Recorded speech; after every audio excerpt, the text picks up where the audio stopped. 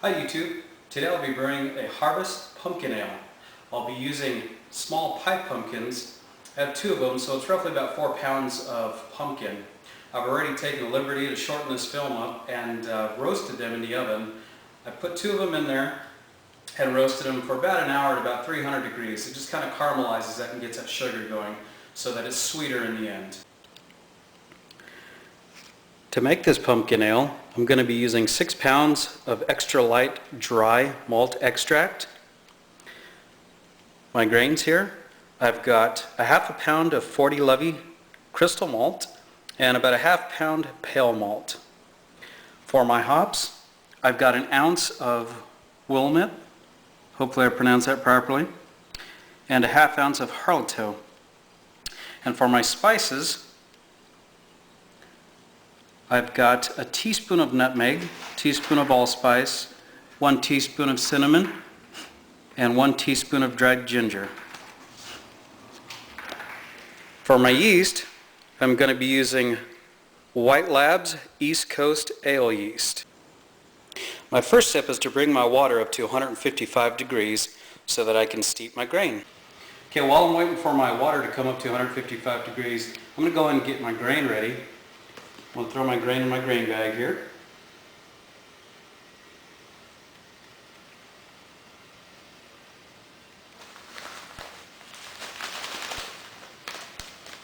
Got Zach running the camera for me, so I can do this.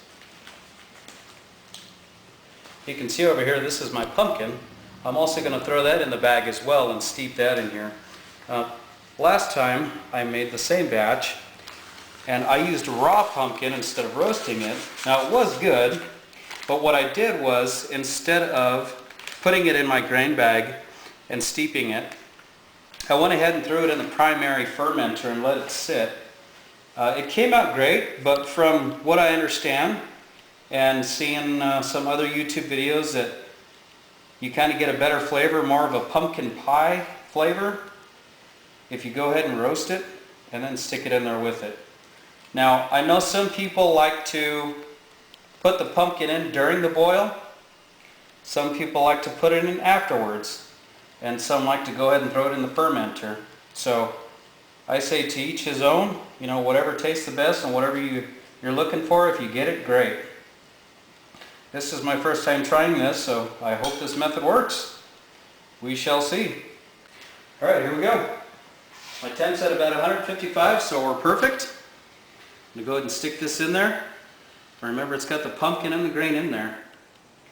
So we should be good to go. I'm going to go ahead and start my timer.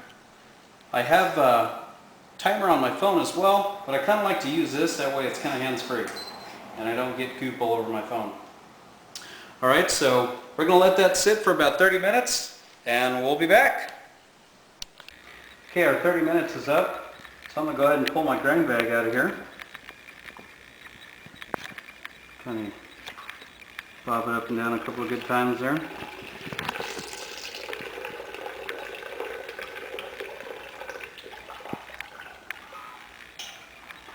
Put it in my colander.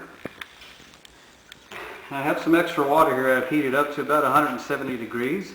You don't want to squeeze your grain bag, but you want to get as much of the goodness out of it as you can, so it's okay to go ahead and put it in about, I don't know, I always usually do about a half gallon more, because once you boil it, it's going to boil off anyways. Is that good? Okay. Go ahead and stick this over here and get that out of the way.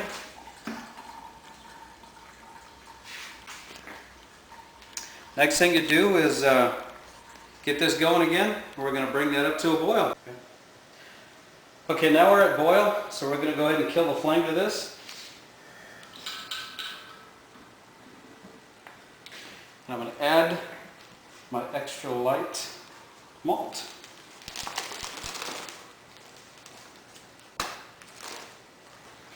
The reason why you kill the flame to that is to keep the malt from burning on the bottom.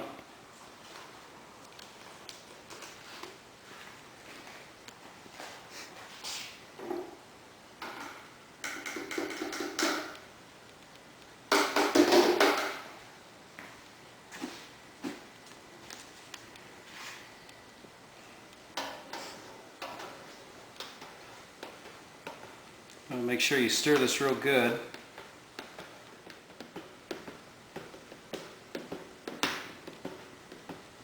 Now, some people like to use liquid malt extract,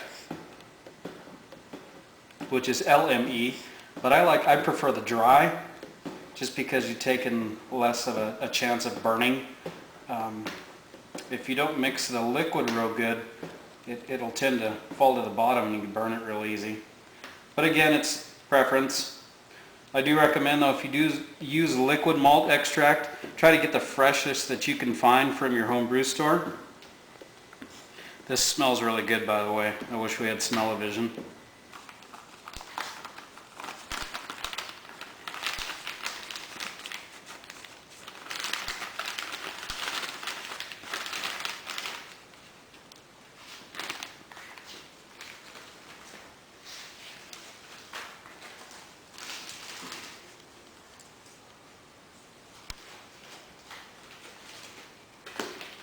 Okay, this does call for 6 pounds, so here's another 3-pound bag.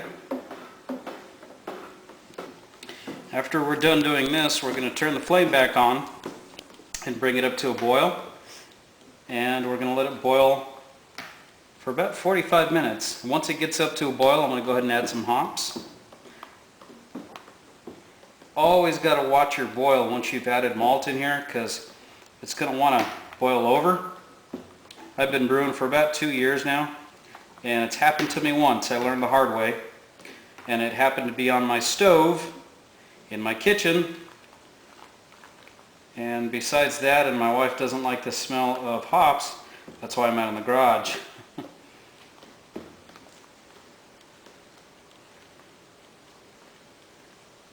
Make sure you get all these clumps.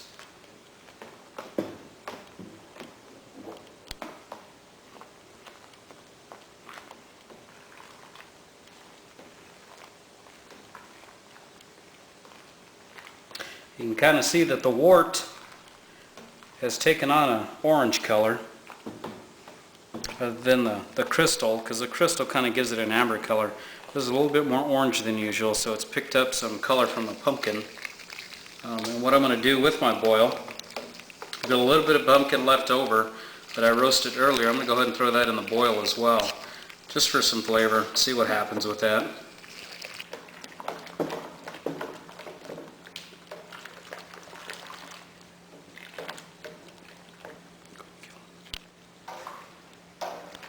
Okay, we finally got all the clumps from the dry malt extract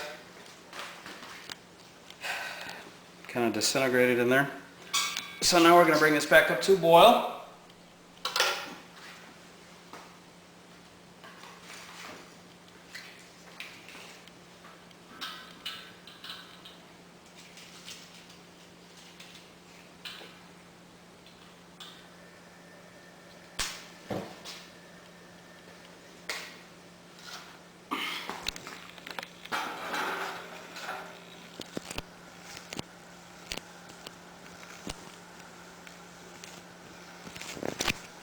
This part you'll really have to watch.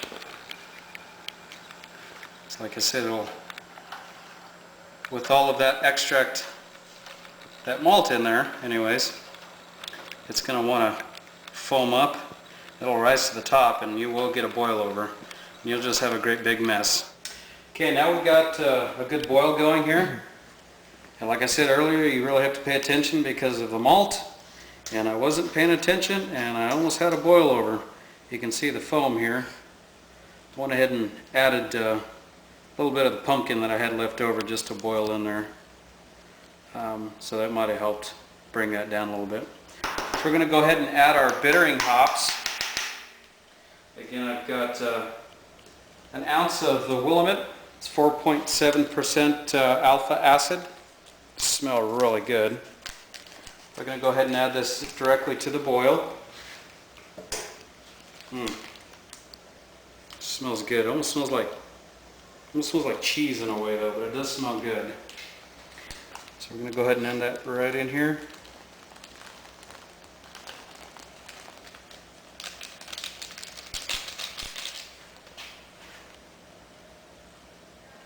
You can see how those hop pellets have broken up already.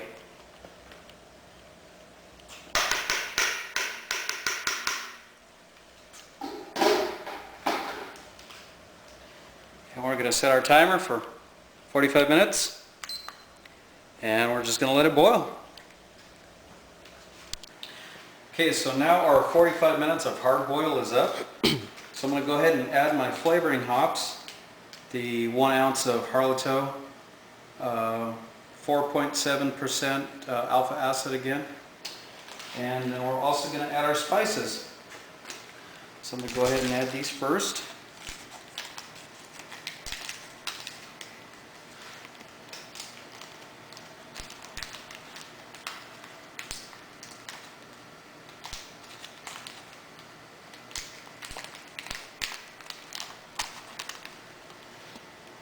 These smell pretty cheesy as well. Pretty good though.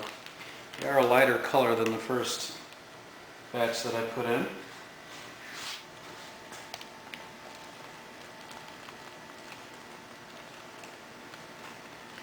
No reason for me putting it on the paddle here other than I don't want it to splash and get that super hot wort all over my hand.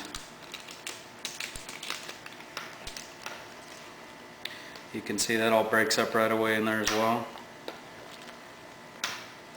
Go ahead and add the spices in.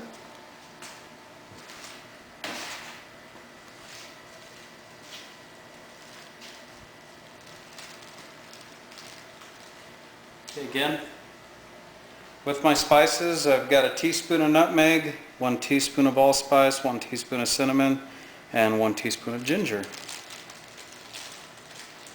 This is an extract with grain kit.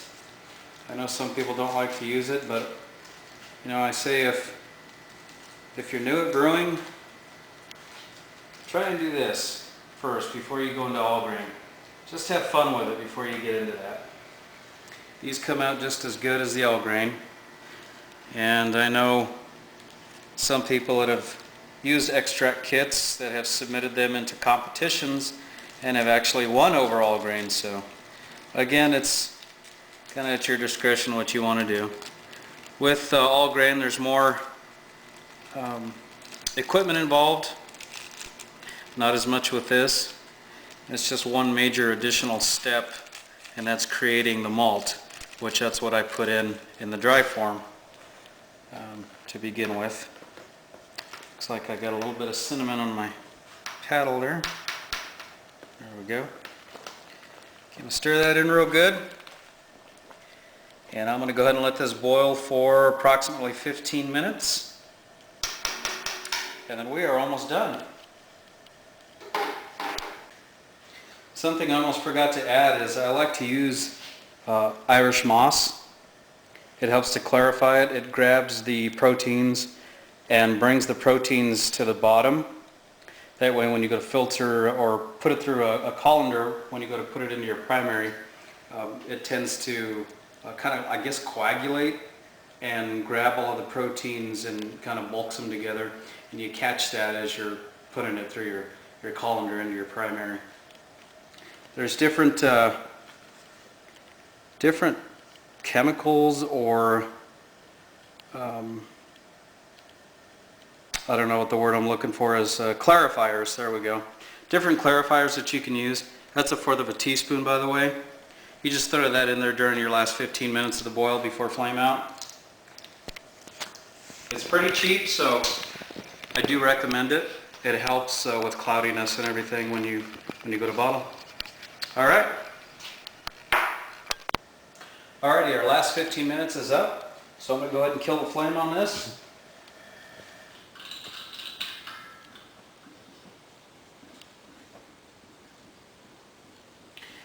And I don't know if you can see that in there, but it's pretty a little thick looking in there. That's a combination of the hops and that Irish moss that I put in there. It looks pretty thick, so it's grabbing some proteins there. It's kind of yucky looking, but it smells amazing. I can smell all the spices. I can certainly smell the nutmeg and cinnamon. The hops kind of have a citrusy smell. It smells really good. I'm going to go ahead and take this in the house, where I've already prepared an ice bath for it so I can chill it as quick as possible. Okay. So here's my ice bath already prepared.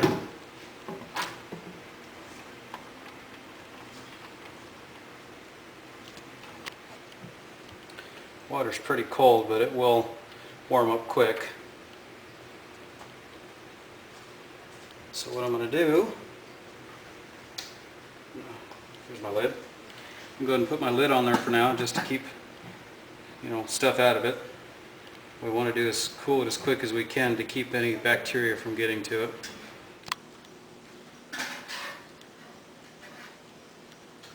Okay, we're sitting at about 149 degrees, but I want to get this down to about 75 degrees, if not just a little bit under. So it's not cooling down as quick as I'd like it to, so what I'm going to do is dump it over into my primary, and then I'm going to add about a gallon of cold water. It's been sitting in the freezer in it just to cool it down a little bit quicker.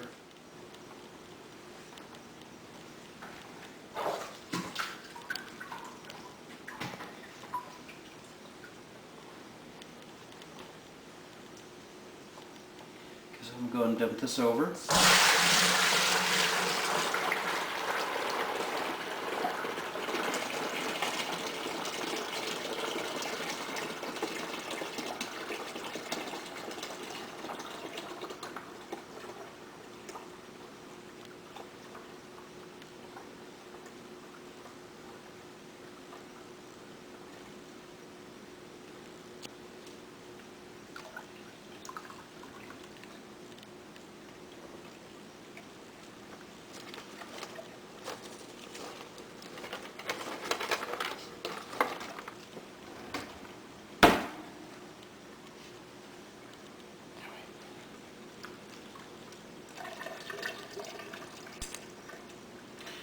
Never had this stop up like this before, so it's really doing its job of filtering everything out.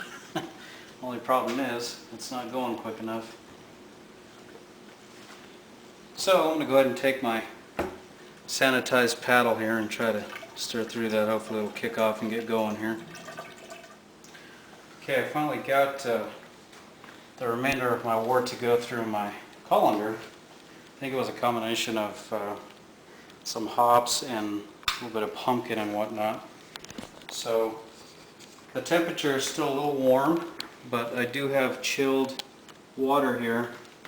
And so what I want to do is bring it up past the 5-gallon mark. So again, this is concentrated wort when you're working with extract. So we're going to go ahead and fill that up.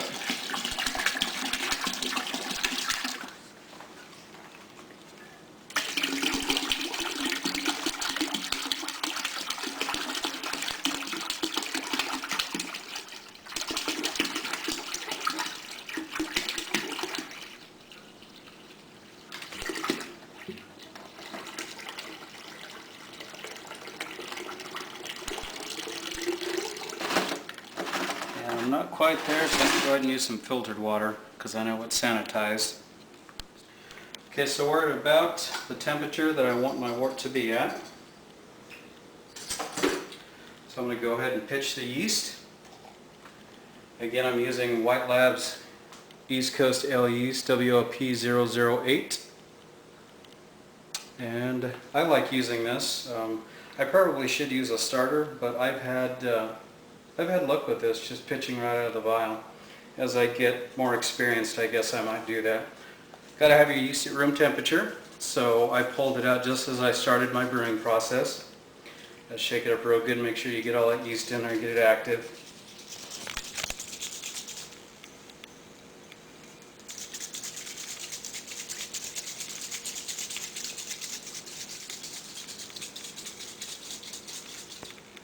Okay.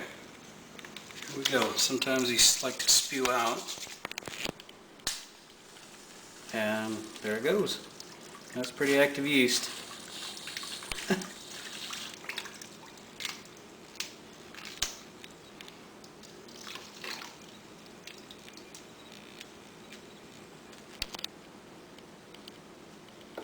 Alright, now that's pitched. I'll go ahead and put my lid on here.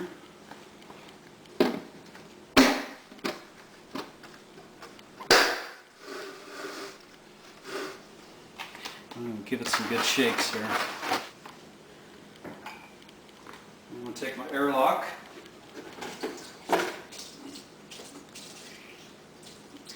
I always save sanitizer from my primary fermenter. because you want to use sanitized water. And I use Star San, which it's pretty good sanitizer.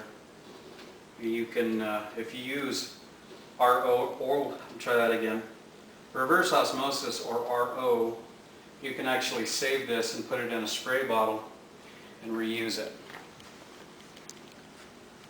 But since I use filtered water, I throw it out. So I'm going to put that in my airlock. Stick my airlock in here. And this is where it'll sit for roughly 7 days.